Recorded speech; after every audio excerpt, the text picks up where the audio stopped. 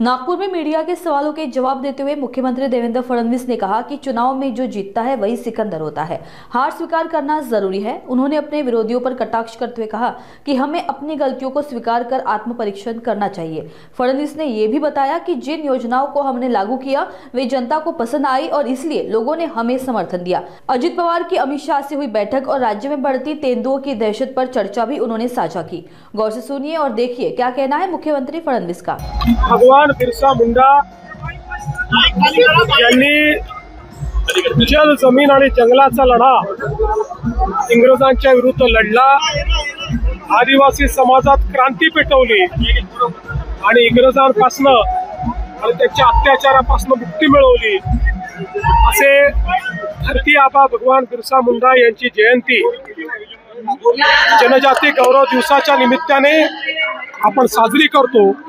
ही त्यांची 150वी जयंती देशाचे प्रधानमंत्री माननीय नरेंद्र मोदीजींनी हे जनजाती गौरव वर्ष म्हणून साजरा करण्याचं ठरवलंय। त्या निमित्ताने धरती आबा सारखी योजना 75,000 कोटी रुपये आदिवासी विकासाकरता त्यांनी दिले आहेत आणि त्याचाच एक मोठा कार्यक्रम की ज्यामध्ये आदिवासी संस्कृती, परंपरा, इतिहास या सगळ्यांचं दर्शन घडेल असा आपल्या आदिवासी विकास मंत्रालयाच्या वतीनं नागपूरमध्ये आयोजित करण्यात आलेला आहे। हजारो लोक राज्यभरातून या ठिकाणी आलेले आहेत।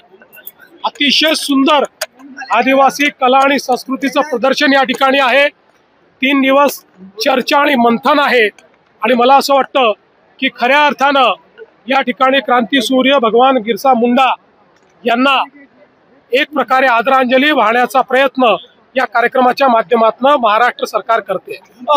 जशी लाडकी बहीण महाराष्ट्रात होती तसंच बिहारमध्ये झालं। त्यावर शरद पवारांनी टीका केली की पैसे वाटून निवडणुका होत असेल तर निवडणूक आयोगाने विचार करावा। असं आहे, जो जीता वही सिकंदर। हारल्यानंतर, पराभव झाल्यानंतर पराभव स्वीकारता आला पाहिजे। मोकळ्या मनानं आपल्या चुका कबूल केल्या पाहिजेत। आत्मपरीक्षण केलं पाहिजे, पण आत्मपरीक्षण करणं हे आमच्या विरोधी पक्षाला मान्य नाही। खऱ्या अर्थानं या ठिकाणी वेगवेगळ्या प्रकारच्या ज्या काही योजना आहेत या योजना करण्याची संधी सगळ्यांनाच होती। त्यांची सरकार होती तेव्हा त्यांनाही होती, त्यांनी केल्या नाहीत। आम्ही योजना केल्या त्या लोकांना आवडल्या आणि लोकांनी आम्हाला मतदान केलं, त्यावर लोकांना दोष देण्याचं कारण काय?